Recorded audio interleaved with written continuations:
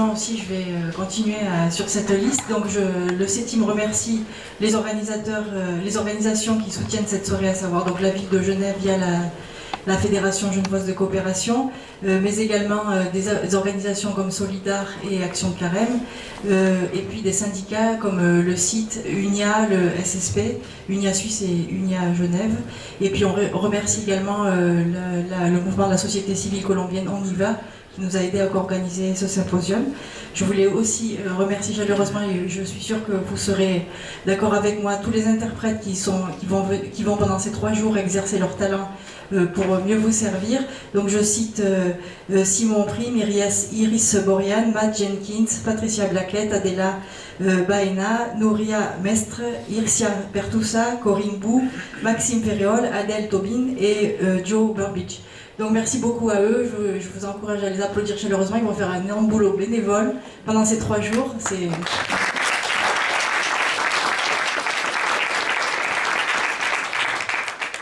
Juste quelques mots avant de passer la parole à nos invités pour qu'on cadre l'organisation de ce symposium par le CETIM. En fait, Sandrine a dit énormément de choses justes. Effectivement, le libre-échange, les investissements étrangers, la croissance économique sont depuis les années 80 le seul mot d'ordre qui ne cesse de tourner en rond dans les médias, etc., comme étant les seules voies de développement et de croissance économique pour tous les pays. Et donc ces promoteurs encouragent l'ouverture des frontières de tous les pays aux capitaux étrangers, des pays en voie de développement et des pays développés. Or, on oublie souvent que elles-mêmes, les grandes puissances, se sont développées en protégeant leurs industries naissantes. Les conséquences de l'impact des politiques néolibérales sur les pays en voie de développement ont été très bien cernées par de nombreuses ONG et mouvements sociaux depuis une vingtaine d'années.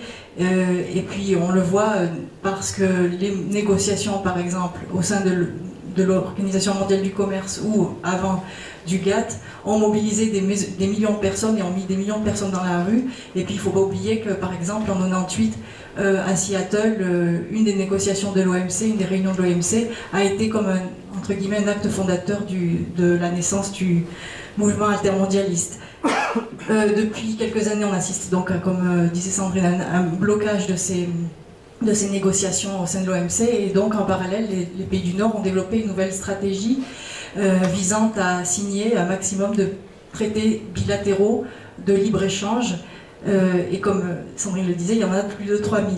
Aujourd'hui, le problème, c'est que très souvent, les textes de ces traités sont indisponibles ou quasi secrets, et même que les négociations, et par exemple, j'ai vu récemment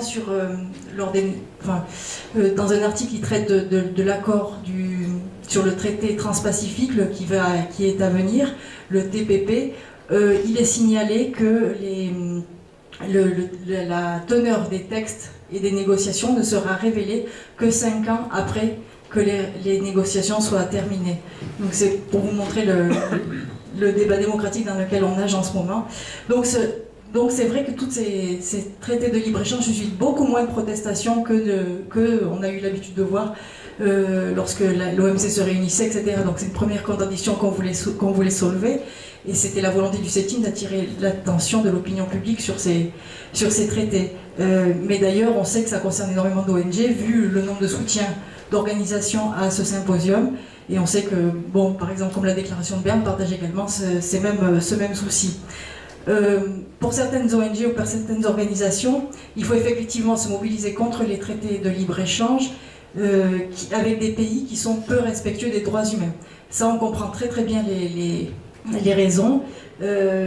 Et puis, certaines organisations prônent donc l'introduction, comme le disait Sandrine, de clauses sociales. Nous, on comprend tout à fait ces raisons, mais on voulait se demander quelle était la pertinence et l'efficacité de ces clauses, et quels étaient les modes de vérification. Donc ça sera un peu en débat pendant ces 3 jours. Hein. Et le CETIM voulait apporter une autre grille d'analyse, à savoir celle qui est son fondement, celle qui fait partie de son slogan, hein, à savoir donc celle du mal-développement. Car le mal-développement se nourrit de l'échange inégal et de la spécialisation économique des pays. Donc, dans ce symposium, on aimerait analyser tous les traités de libre-échange à travers cette grille d'analyse. Mais je parle des traités de libre-échange qui sont signés entre deux pays inégalement développés, évidemment. Donc on aimerait avoir une discussion un peu plus stratégique à ce niveau.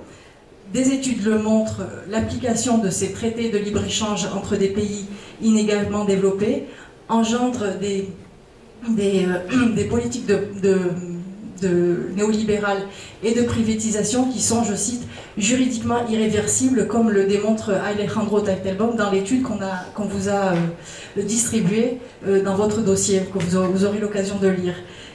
Et ces politiques entraînent, en fin de compte, une désintégration des économies nationales, générant donc de graves dommages sociaux, mais surtout la violation des droits humains et environnementaux. Donc ça vient comme en fin de compte.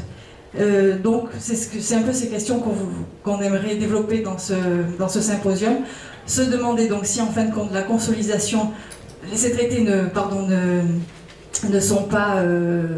n'aboutissent pas à la consolidation de l'échange inégal, de la spécialisation des pays et donc de la pérennisation du mal développement. Quand je vous répète que le slogan du CETIM est « Il n'y a pas un monde développé et un monde sous-développé, mais un monde mal développé ». Et puis, voilà, ce sont un peu ces questions qui vont traverser ce symposium. Une des propriétés du CETIM est d'examiner les luttes et les ressemblances dans les combats menés au sud et au nord. C'est pour ça que nous allons aussi bien examiner les impacts des traités de libre-échange dans les pays du sud, notamment en Colombie, en Inde, mais également dans les pays du nord. Pour cela, donc, nous avons cinq conférences. Je vous répète rapidement, vous avez le programme sous les yeux. La première conférence qui sera assez introductive, qui vous permettra de saisir un contexte général et également de faire un petit focus sur la Suisse. Demain, nous aurons une conférence un peu plus longue l'après-midi avec deux cas d'études, un cas d'étude sur l'agriculture en Inde et puis un autre cas sur la Colombie. Et on terminera par l'intervention d'un conseiller national, Carlo Sommaruga, qui revient d'un voyage d'études bilan entre guillemets suite à la signature du traité Suisse-Colombie il y a un an. Une troisième conférence demain soir nous permettra de dresser par contre un bilan un peu plus conséquent sur un traité de libre-échange en particulier assez connu qui s'appelle l'ALENA, l'accord de libre-échange nord-américain, qui a été signé il y a 18 ans. Et puis samedi matin on aura une quatrième conférence avec uniquement le point de vue de syndicalistes, un Colombien et un Suisse sur les traités de libre-échange, donc les impacts encore au nord et au sud. Et enfin, samedi après-midi, on aura une conférence un peu plus ouverte sur les alternatives qui sont prônées aussi bien au nord et au sud avec 3 intervenants. Voilà, donc vous avez tous un dossier du participant avec l'étude d'Alejandro Teitelbaum par exemple, une brochure de la déclaration de Berne qui avait été publiée en 2007 sur les accords de libre-échange signés par la Suisse, qui est fort intéressante, et Alliance Sud, pardon. Et on vous remercie pour nous avoir fourni ces brochures. Et puis vous avez également 2 articles en anglais qui sont très intéressants sur les impacts de l'ALENA au Canada, non seulement.